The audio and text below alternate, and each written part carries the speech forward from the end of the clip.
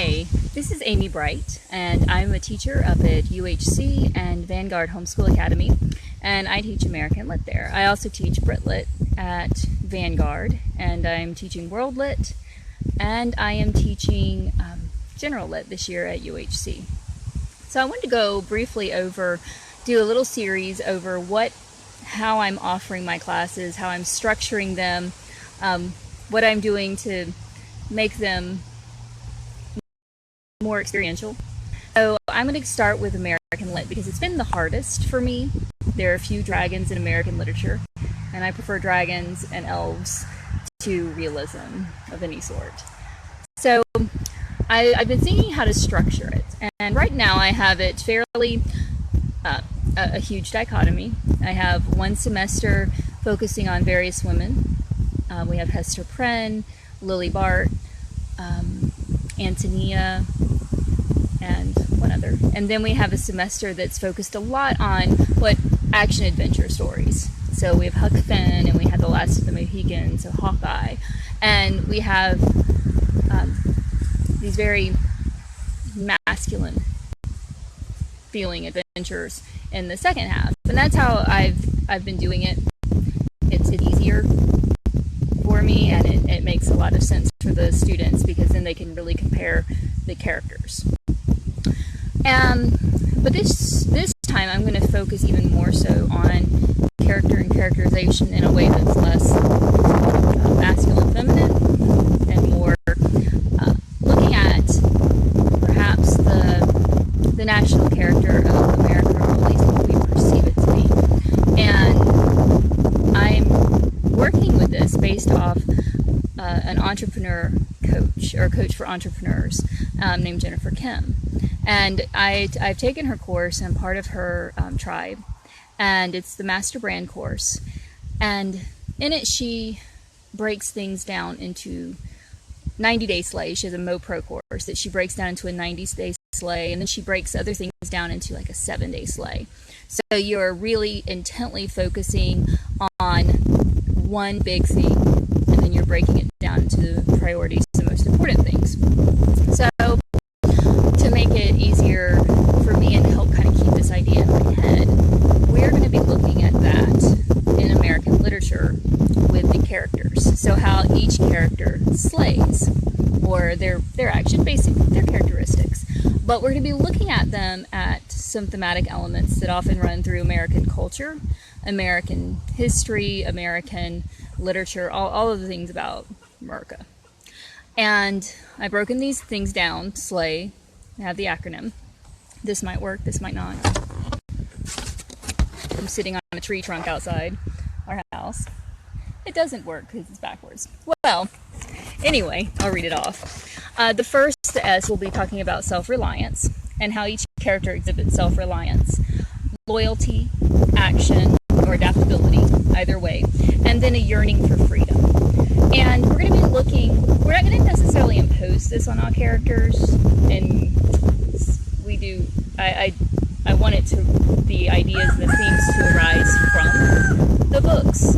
But we're going to be looking at each character, either how they exhibit these characteristics or how they fail to, and what that means in their life when they either fail to be self-reliant, Lily, or they are extremely self-reliant, and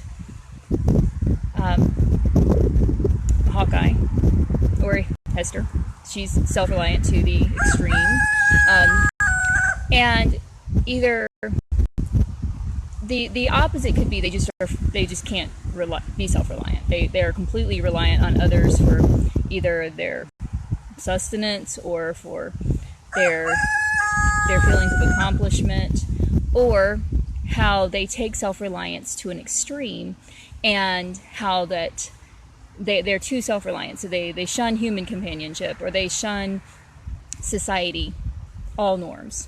They shun it, they look down on everyone, and they separate themselves to an extreme. And what that means for them, what that means for society, and then looking at how we see those themes of self-reliance, loyalty, action, and adaptability, and a yearning for freedom in our own lives, and then how we see the shadow sides of that, or the failure to do those in our society, and how that negatively impacts our families, our society, etc.